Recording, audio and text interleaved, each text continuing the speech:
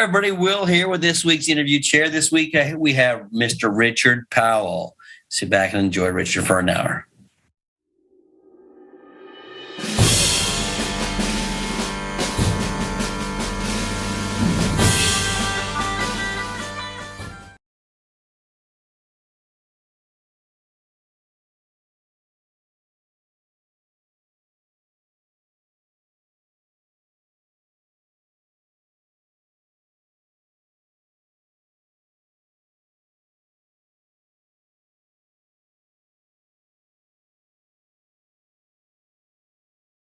Hi, everybody. Today on the interview chair, I have dear friend Richard Powell. How are you, Richard? Hey, Will. I'm great. Good to see you. Fresh off your judging the group in New York and the Terrier group. How was that before we get started? It was terrifying. How so? Well, you look poised and perfect out there. Well, they'd stuffed all these wires down my rear end, and it was so uncomfortable. I felt that my pants were going to fall down. So a lot of people said, "What were you trying to do?" And I said, "I'm just trying to make sure my pants didn't fall down during the group at the garden for everyone to see." It would have been memorable. Right. It would have been a sort of memory that nobody really needed. That's hilarious. I didn't know that was happening. So I guess they have to wire you up. So yeah, but they stuck all these wires down and sort of pushed my underwear down. It was just a very strange thing. So, I don't know why no one else seemed to have that problem, but I did. But overall, how was the experience? It was great. It was, I've been there once before and I did the breeds and I loved that. And when the letter came to do the group, I was totally shocked. And I said, "Oh, no, I don't want to do that." And my wife said, "Yes, you do." You said, "Oh, no, I don't want to do that. Why would you not want to do that?" Well, because of the pressures and everything. I mean, I had to pressure you into this. Yes, you did. Well, I'm just not the sort of person that goes looking for attention or anything like that. So I don't know. I was worried about it, but actually, as soon as the dogs came in the ring, I did really feel differently, and I really was quite happy to just sort of get into it and enjoy the task. Well, you looked great out there. You looked comfortable. You knew exactly what you wanted. It was great, I thought. So yeah, it was. The biggest problem was just to try and figure out just to bring in 8. They sort of said that you could bring in as many as you want, but please don't bring more than 8. Well, as many as you want, but no more than this. Right. There were some dogs in there that a lot more dogs that I would have liked to be included, but you just can't do it. You just got to do it quickly, and you've got to just say, "Well, I want that one, I want that one, I want that one," and then you just narrow it down to the 4 that you think are the best on that day. Yeah. And it actually went pretty smoothly, but I was sort of hesitant, but as I say, in the end, I did enjoy it. It looked like you enjoyed it. You look, like I said, you look great out there. So. Oh, well, okay. Well, let's get started. I want to know everything, Richard. I want to know. Tell me how you got started in the sport of dogs. Well, I was very young. My grandfather bred Springers and Labradors. He was a gamekeeper, and I always had the best time with him. And where was this? It was in England, in Suffolk on the East Coast. Suffolk, okay. And so. But I was always really fascinated by show dogs, and he had no time for show dogs. But I was always really fascinated by the dog shows. And so there was a lady in the village that bred English Cockers, and I got involved with her, and she would take me to dog shows. And actually, it was sort of tricky because I was asthmatic, and because I got so excited at the thought of going to a dog show, I would have an asthma attack. Oh, wow. And so oftentimes this sort of prevented me from going. So what they did in the end, between my parents and her, this wonderful lady, they just kept it a secret until the morning of the show, and then she would drive up, and I would just go with her. And we had some great times. And I got into junior showmanship. She gave me a bitch. Now, I realize now that her dogs were not the greatest in the world, and Cocker Spaniels at that time, when I was around 16, 17, I mean, it was the heyday of Cocker Spaniels in England. I mean, they were huge, huge kennels, huge classes. And, to win anything at all, you had to bring in the breed at least 30 years, and you had to have something really, really good. So I think they were not particularly competitive. They were, at least in championship shows. So eventually I did get to know another lady who had really good ones. Her name was Miss Allen, and she had the Trustless kennel, and she had beautiful English cockers. Well, I went down there one day. I don't know if I went down to breed a bitch or to buy something. I can't remember, but I went down there, and I was fascinated, really, by her English setters. They were beautiful. And I realized then that that's where my heart was. And instead of buying an English cocker that day or breeding one, I can't remember what it was, but instead of doing that, she had this beautiful blue bitch that I said, would you consider selling her? And she said, oh, sure. She wasn't really as interested in the English setters as the cockers, and she just bred them because she liked them. So I took her home, and unfortunately lost her to distemper. Oh, geez. That was, we're going back a long time now. How old were you then, Richard? Well, I was probably 16 or 17, But How old was the bitch when you got her?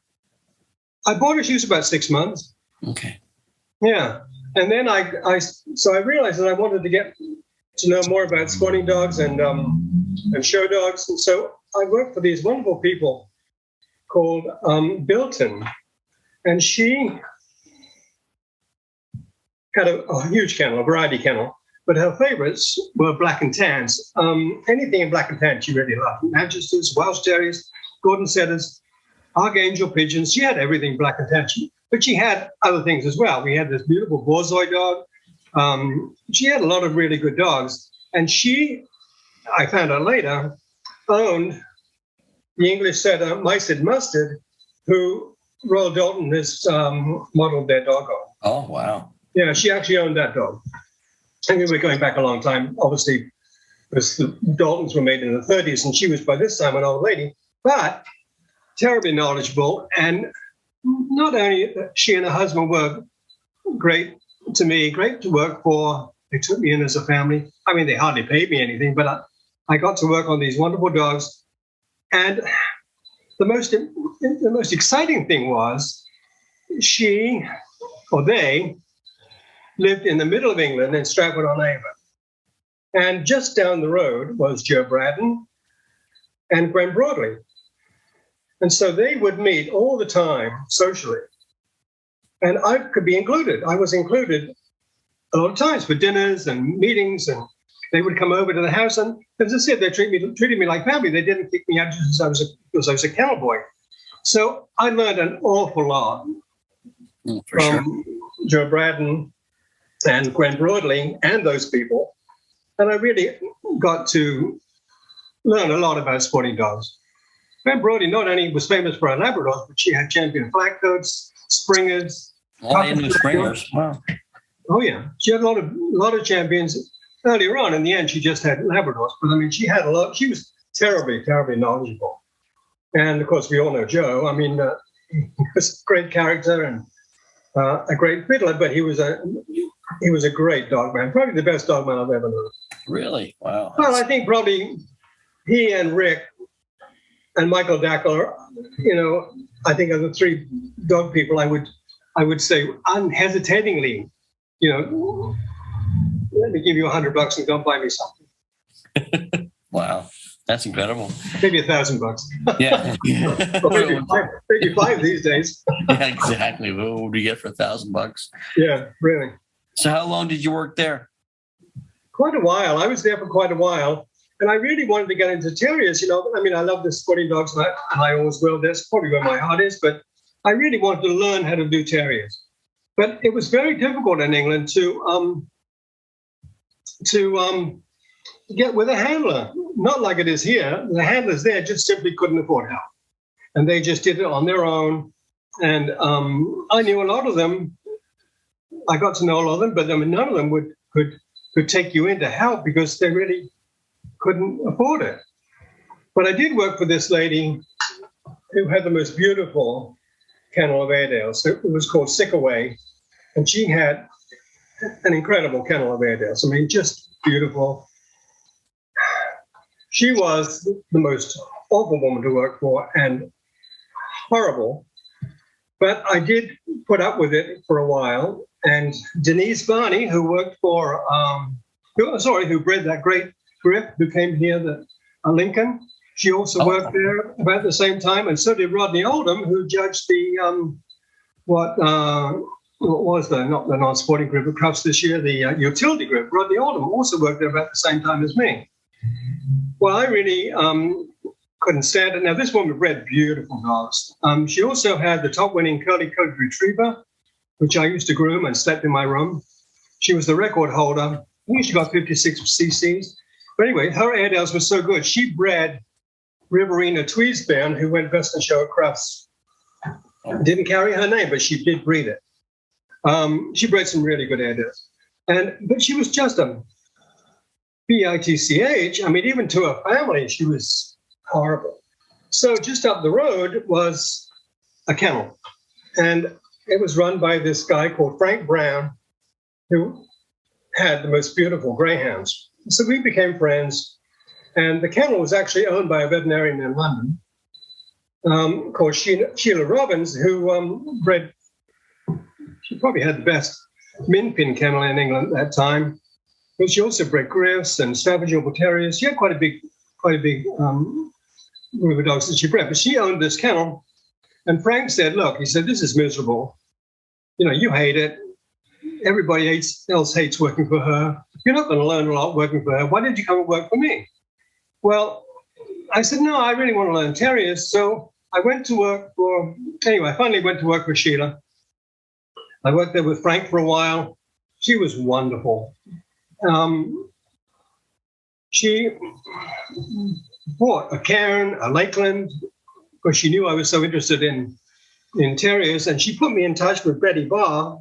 But Betty Barr, who was wife of George Barr, a great handler of Scotties, at that point was pretty old, and she wasn't willing to help me too much. I think she was quite glad to get rid of a couple of dogs. But anyway, I did sort of learn on them a little bit, and I did learn terriers, and obviously I knew quite a bit about, pulling hair on the cock as well. So Sheila Humphreys, well, Sheila Robbins later, Sheila sent me to grooming school, and the grooming school was owned by a girl called Anne Chaffee. Anne Chaffee bred Dobermans and Santa Poodles. And so she taught me to do all breeds, but it was fairly obvious that I could do terriers, although I couldn't do them very well. I could do terriers and spaniels a hell of a lot better than she could. So in exchange for me helping her with spaniels and terriers, she helped me to do show grooming on poodles. So it was a good arrangement. And she was thinking then about relocating to America. And she finally bought a school in Redwood City, California, and begged me to go with her. I didn't, but it set the seed of me wanting to go to the States. And so, but getting back to Sheila Robbins, I ended up managing a grooming shop in London and managing a veterinary hospital in London as well. So that worked out pretty well for a while.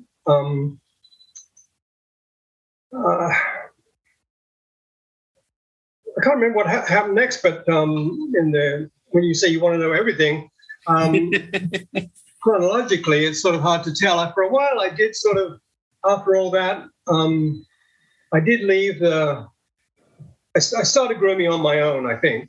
And then I did leave the dogs for a little while and went to work in London for the civil service at night. And this was sort of interesting because through my work, I met this guy in Germany, and he wanted me to go to run his kennel of English Cockers and Dalmatians in Hamburg. So I did that for a bit, but that wasn't too successful. He wasn't too thrilled when I started winning with these dogs. I don't quite understand why, but the Germans are, I don't want to offend anybody because I have a lot of German friends, but the Germans are not particularly secure. And he wanted me to manage his kennel, but when I started to get results with his cockers, and we took some good cockers to him, he became rather resentful that he hadn't done this himself. So it was a bit stupid. So yeah. I did leave and finally went, after all, I think I was there a good year or so. I loved it, but it just wasn't going to work out. So then I went back to England and I just started my own business again, but some friends that were also in dogs in basically in English cockers were going to go to the States on a chartered flight. So I said, oh, fabulous. It was to Los Angeles. So it was just sort of a dream of mine to see California. Well, one of them backed out. And on a charter flight, you book so many seats. Mm-hmm. So one of them backed out, and they said, well, do you want to go? And I said, well, sure. So I came to California as a just a vacation. Yeah, tourist. Yeah, the tourist. And I really fell in love with it. But by this time, I really got involved with Margaret Barnes, who had the Suntop English setters. And she and I became great friends. And I handled a lot of her dogs. And she'd give me this beautiful orange bitch. Well, this time I'm 21. And she'd give me this beautiful orange bitch that she bred as a baby. And I said, oh, I just love this orange bitch. She said, well, okay, it's your 21st birthday present. So she gave me this bitch, and she really did well and became a champion. And then she won a group under Judy Cazenbrot, who was one of the greatest judges, I think, that we had in England. And I also co-owned another couple of dogs with her. So we had some nice experiences with the English setters with Margaret. And it was... But anyway, going back, I sort of had this hankering then that I went to California. I really enjoyed it. I thought this is where I wouldn't mind going. I knew I could make a living. So you're around 21 at this point? No, it was a bit later than that. I can't remember when I came. Well, I came in 76, and I was born in 45. So you do the math. So I was about 30. So I came, and it really didn't occur to me to do show dogs. It just sort of occurred to me that I could make a good living grooming dogs. So I came by myself with not very much money, and I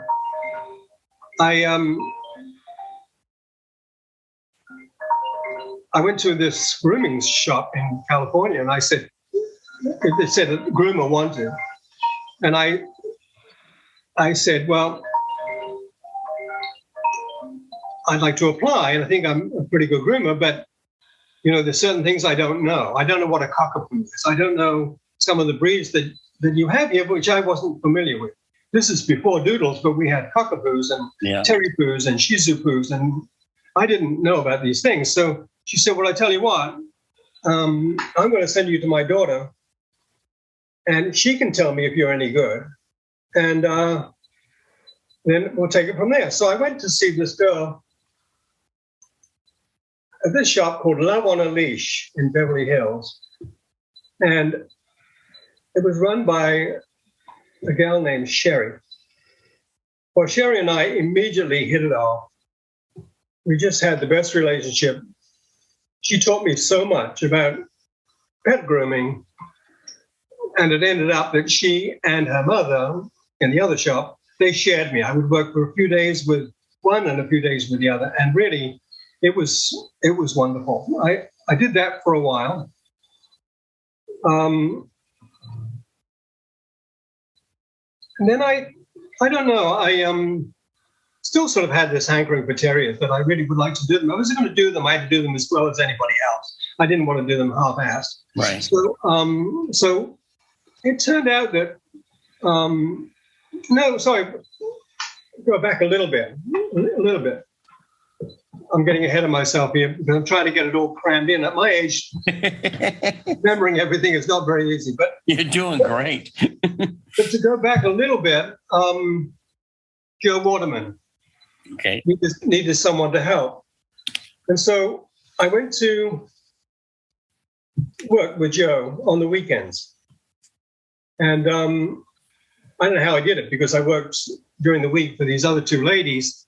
And then on a Friday night, we would leave and go to dog shows. And of course, we'd have to do a lot of driving in California, either up or down or Vegas or Arizona or up. So anyway, I managed it. And I really quite liked the American scene of dog showing. You know, I had to learn a lot very, very quickly. I mean, he would stick me with a Shih Tzu and a knitting needle, and I thought, what the hell do I do with that? You know, so I had to sort of make this line down the middle of his back, and then you should see me trying to do a top knot. I mean, to keep the dog flat and to try and get a top knot. So I would run around as fast as I can, getting all these gay guys to please come and help me do these top knots, and they would do it, of course, in seconds.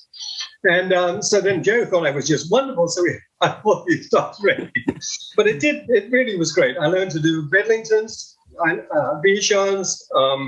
You know, we had long dogs, we had Min Pins, Shih Tzus, Springers. It was great. It was really good. Except that, you know, Joe, I don't know, he didn't communicate with me very well. Joe loved women. And I can say that quite openly, and I don't think he would mind me saying it.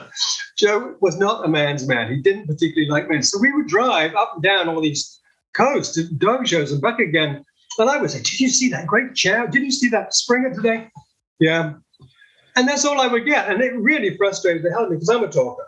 Yeah. And so I sort of got frustrated. And Pauline, his wife, and I got on so well. And she said, well, you don't need to do terriers. You can just do the whole thing and just stay with us and learn the whole thing. I said, no, I really want to do terriers. She said, well, that's fine. Do terriers just in case you are a handler and you ever get a good one. So I said, fine. So at that point, then I heard that Rick Julian needed someone. How long were you with Joe and Pauline? No, it's hard to tell. I was there a while, you know, maybe a year, maybe 9 months, maybe a year. And turned out that the lady next door to Joe, this lady that bred miniature schnauzers, she had a little house and with a little kennel, and I had a couple of my own dogs, and so I lived next door to Joe. So I would drive to Beverly Hills and go to work, but I lived right next door to Joe. So when we would go to the dog show, I was right there. That worked out. Yeah, it worked out very well. Mm-hmm. So then Rick did have an opportunity, and I did go to work for Rick, and that was amazing. Rick was the greatest guy, and I just adored him. But he got me stuck on the statues a lot. I'm pretty artistic, and I enjoy painting, and I enjoy working with different mediums. And he realized that, and he had me on these statues, which was really not what I was employed for. So and we had some great dogs at that time. We had Sorbus the Airedale, we had a great Smooth, we had a great Welsh, we had some really, really good dogs there. And I was on the dogs, but not all the time. And I wanted to learn these dogs. And Rick was a great teacher. He really was. So, but he was thrilled because I was doing all this work on the statues. And so for some reason I went to England. I think I went to England to judge something. So I went to England, and I got in this huge order. Huge. Well, at that time it was huge. And so I called him and I said, I've got this big order for you. There was a big distributor in England, and they were very, very keen to get his stuff. And he was just beside himself, terribly thrilled. And he said, oh, wonderful, one kid, whatever you want, kid. I said, look, what I want is to get on the dogs. Oh, yeah, whatever you want. I said, no. He was married at that time to Sandy. And I said, put Sandy on the phone. I said, I want to witness. So she comes on the phone. I said, Sandy, I want you to witness this. I want to get on the dogs when I come back.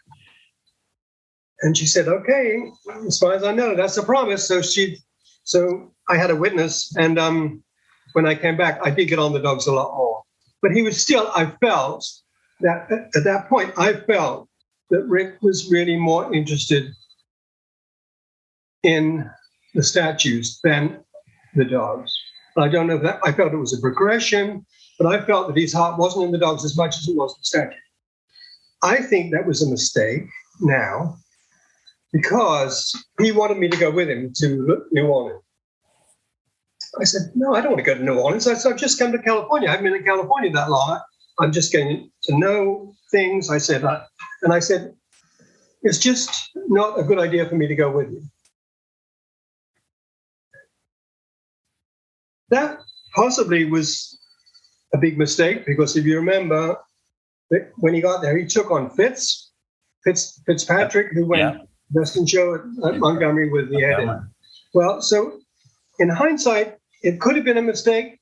But on the other hand, I think my progression went better because I had no credit. Everything I did was to deal in cash. And if you come to this country, having no credit is worse than having bad credit. And I would go to J.C. Penney and say, I want to buy a boombox for $50. I'm willing to give you $30. Will you put the rest on credit? No. I had no credit. I couldn't even borrow $25. So when Rick left, there was a girl called Gail Ferguson working for him. And she was offered this job by this veterinarian groomer. I'd already bought a little wire bitch from a wire fox terrier bitch from Gail. So her dog, she had beautiful dogs. They came from Ray Spawn up in Washington. Oh, I remember Ray, yeah. You know, I remember Ray. He had beautiful headed wires, gorgeous heads. Yeah. Anyway, she had wires built on his breeding, and so I bought a bitch from Gail. We're messing around with that.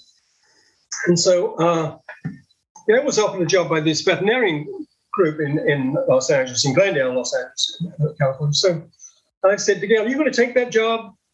And she said, oh, I don't know. I said, well, if you're not sure, would you mind if I applied for it? And she said, I'll go for it. So I applied to them to work, and they were incredible. Dr. Rowe was amazing. He not only had confidence in me, he built a whole grooming area with a raised tub, with a ladder, built-in ladder that would go up to the tub for large dogs, so nothing had to be lifted. Everything to my specification. And I worked for him for a long, long time, and was paid very well. We did a very good business. We did everything that came in. I mean, they recommended that they either had a medicated bath or a regular bath or a haircut or something. And we really had a good business. So business-wise, I think this turned out to be a good idea because now I had some cash. A good friend of mine needed cash to buy another house. So I had the cash. So I put up this money on a couple of little houses that he owned. And he carried the note for me so that he had the cash to put down on another house. So I gave him the cash. He carried the note for the rest of the loan.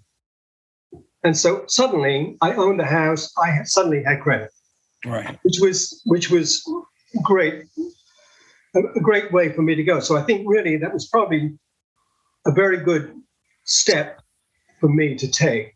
Suddenly I had two houses. I lived in one. I rented out the other one.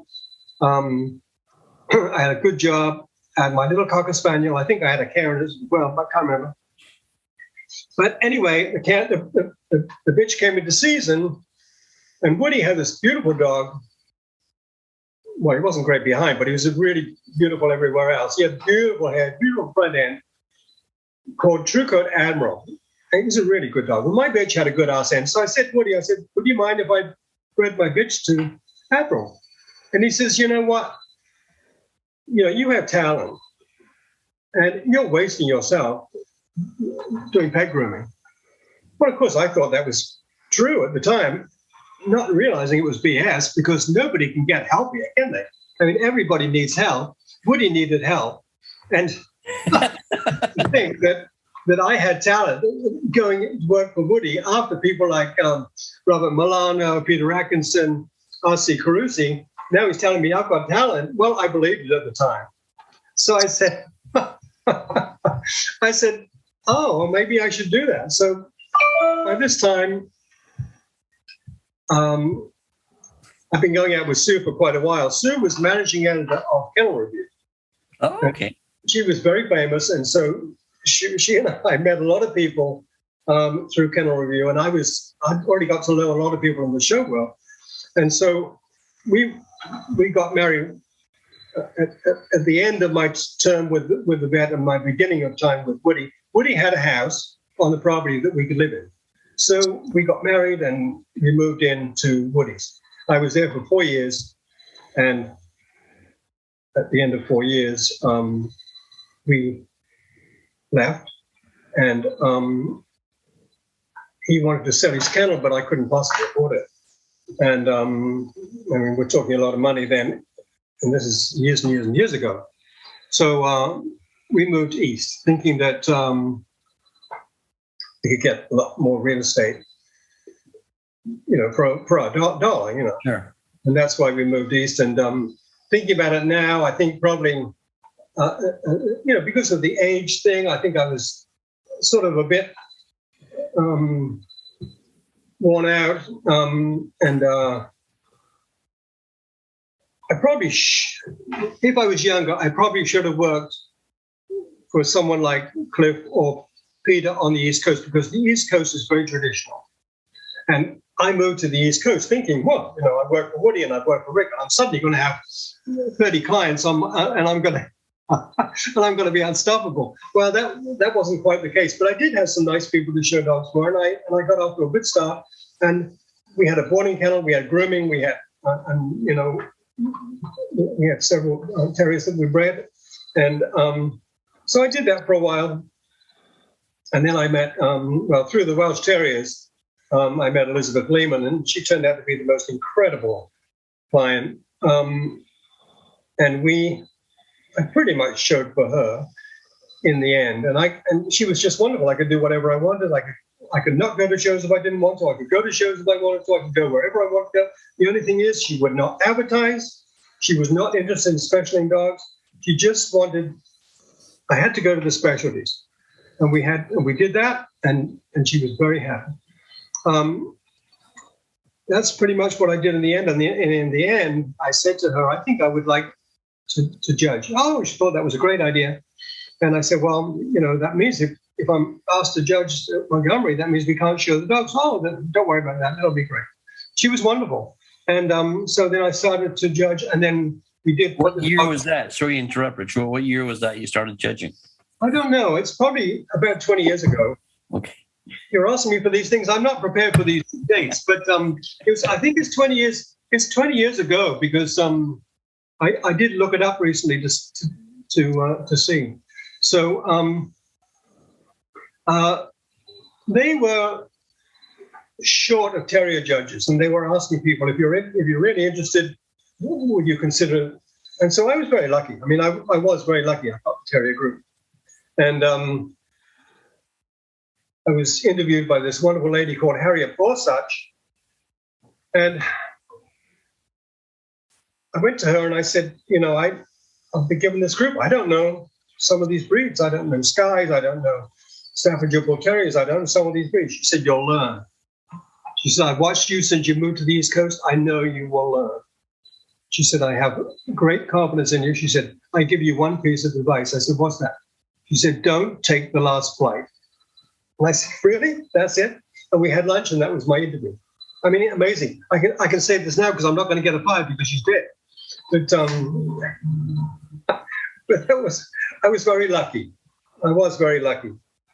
Wow. And so, what are you licensed for now, Richard? I have the Terrier group, the sporting group, the toy group. I have Dachshunds, Poodles, and 8 working groups. Are you going for more? Well, just slowly. I'm really have not hurried it. I think that I've tried to learn these things as I've gone. You know, I've had a lot to do with the sporting group. I had a lot to do with the toy group. We did breed peaks. We bred a specialty winning peak. I owned a really good chin in England. I worked for Sheila, who had the min pins. So yeah, I was involved with the toy group. So I had no problem getting those 3 groups. And Michael Dackel, I said, he was probably my biggest mentor was Michael. I mean, he helped me. How did you meet Michael? I have no idea. I think it was on the Eukanuba weekend when it was held in Long Beach. Okay. And for some reason, I can't remember how we did it, but for some reason, he shared my room. And I don't know quite how that happened. I'm going back many, many years ago, but he suddenly said, I haven't got a room. I need a room. And I said, well, I've got 2 beds. I said, no problem with me. So he moved in, and he was just the best person. He was absolutely fascinating to me because we both were, we had similar backgrounds. We were both long-term assistants. I worked for, I think, really good people. He worked obviously for Bill Traynor and some other really good people. So, I mean, really, we had a lot in common. And so I think he felt this very closeness to me, and we would talk for hours.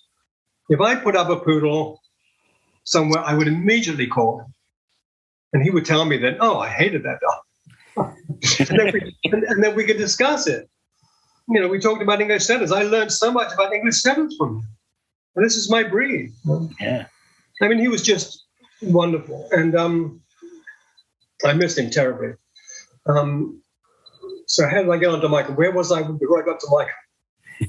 You said Michael was one of your greatest mentors. Then I just asked you how you met Michael and went from there. But how did I get on judging at this point? Yeah.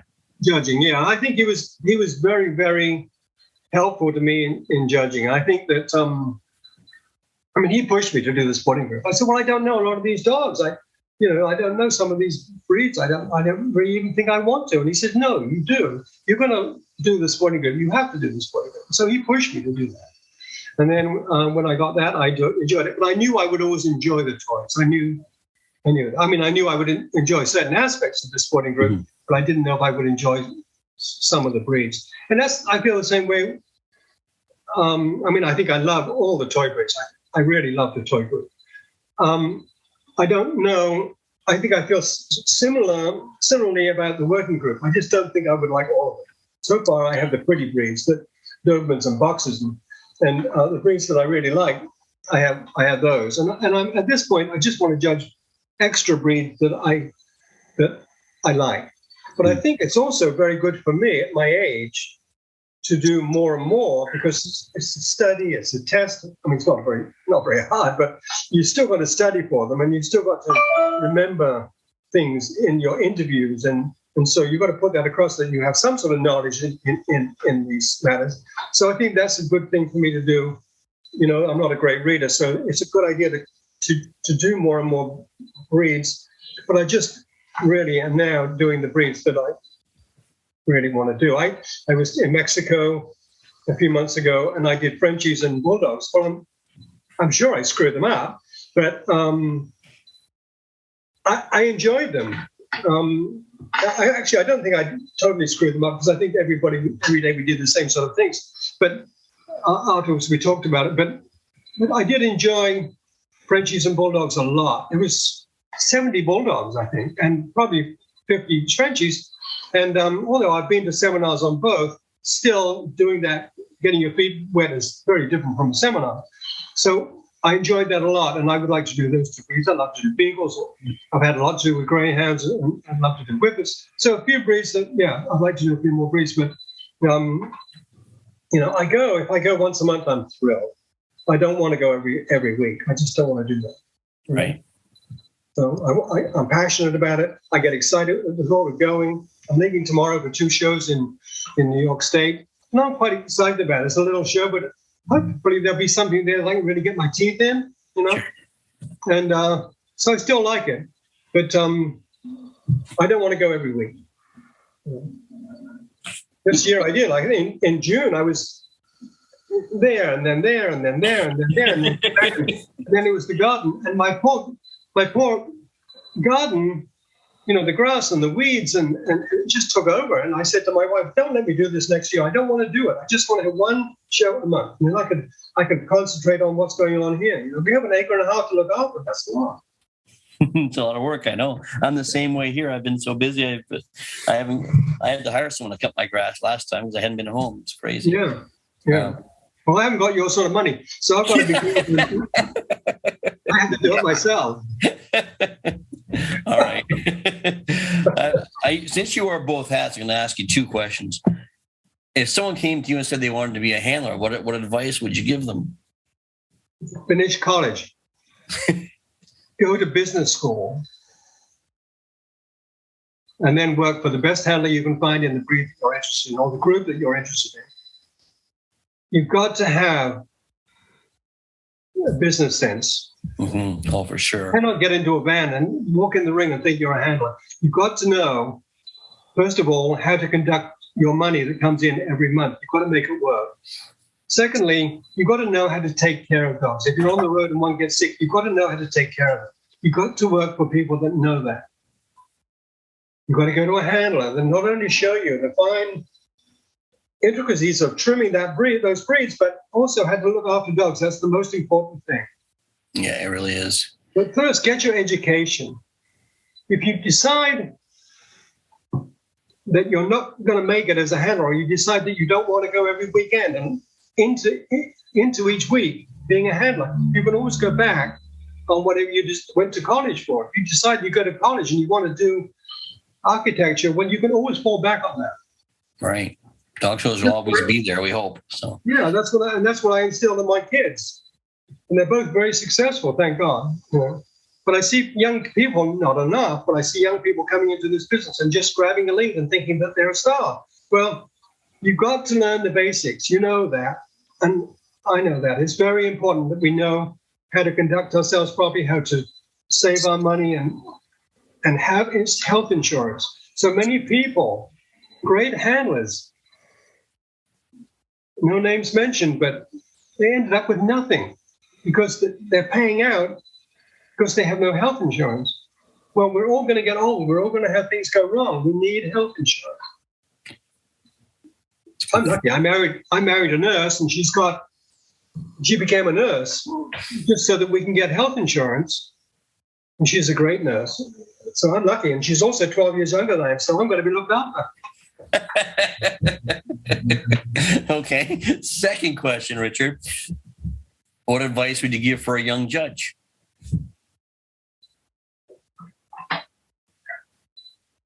Or a new judge, not necessarily a young judge. I'm a new judge.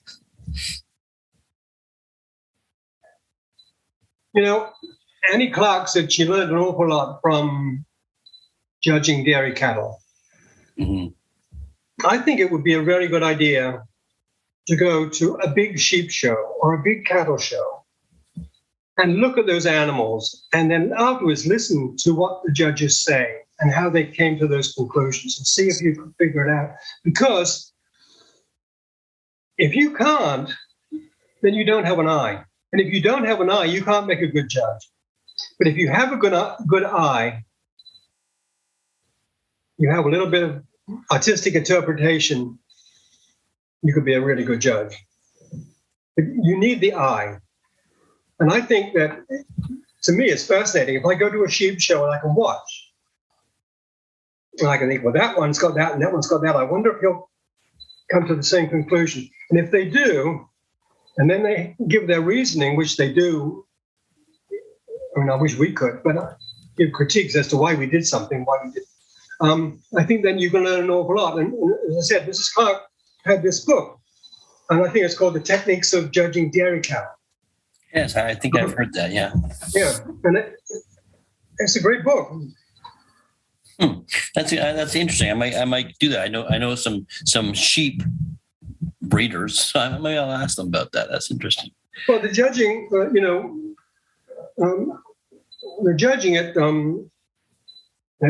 sheep shows, they have to explain why they did things. And they have a microphone and they stand there and say, this one, this one, this one. They don't say this one's unlucky to meet this one today. No, they say why it's that one. And that's so interesting. And I think really, if we had to ask half of the judges today to explain why they did something, yeah. Well, I saw this picture in Canine Chronicle last week. Yeah, I'm not sure you want to ask them or wait for the answer. Yeah. Yeah. So, I mean, you've got to have reasons. You've got to have, you've got to have a background. You've got to have a background, I think. We used to have great backgrounds in husbandry, livestock. Now it's different. And I'm not saying we can't have good judges anymore, because we obviously have some good judges, but I think you've got to learn the basics of construction. I agree. Because it's Ed Bevan told me that Maxine Beam told him construction on poodles and Annie Clark told him pretty. So you put the two together and you have a good judge. It makes sense. I have one more question for you, Richard. If you were to meet the 20-year-old Richard now, is there any advice you'd give him? Yes, I would have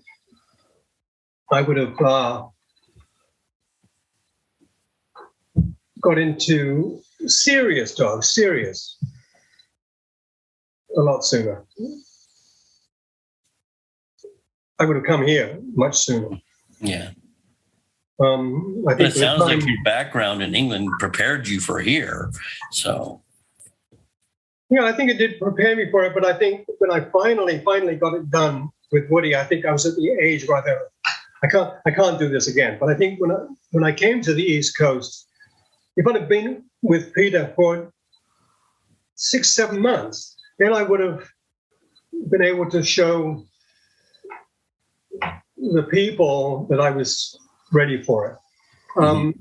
I think that was important on the East Coast. I think California, I don't think would have mattered, but the East Coast is very traditional.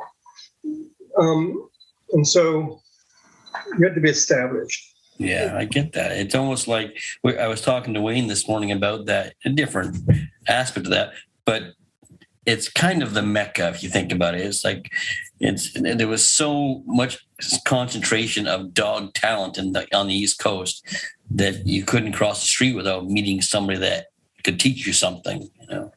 So yeah, that's great. Yeah.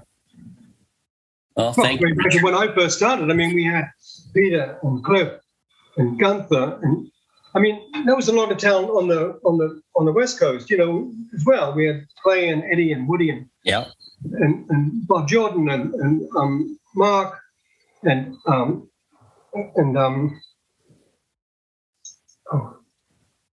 Celium's Irish Terriers. A friend of mine, I can't think of his name. Danny Sackles. Danny Sackles, yeah. We had some great. He's amazing, Danny Sackles. Oh yeah, a lot of talent, and we still have. I mean, with the younger crowd that's out there now, we still have. But it was tough then to work. Yeah. Well, for sure. Well, that's great. Yeah. Well, thank you, Richard. I'm glad you put this in. I'm glad this finally happened. It was fascinating. I loved hearing all that. Well, I hope I got everything in the right place. Who's going to tell you you're wrong? That's right. Yeah, most of the people then that I talk about are dead. Right. Well, thank you, Richard. Take care. I think you're especially. Pardon me? I said, I think you're doing a nice job. Especially my favorites with Wayne Kavanaugh and Kenny. Kenny Murray. Yeah. Kenny Murray. I think his memory was incredible. Oh, I know. Isn't it? That's incredible. He can remember. It's just amazing. You can talk about, especially setters. You can talk about any setter, and he can tell you every pedigree. His dogs, one after the other. Just remember all these things. I think it's wonderful. Yeah, it is. That was especially fascinating, and the one with Wayne, of course, was too. So thanks. Well, thank you, Richard. Okay. Thank you, Richard. That was great. It's great to catch up with you. You look fabulous in New York, and it was a very interesting story. I really appreciate your time. If you like what you see here, make sure you press the like, share, and subscribe button. And if you want to hear from me, go to dogshowtips@gmail.com. Or if you just want to find out what's happening in Will's world, go to willalexander.net. Until next time, guys, take care.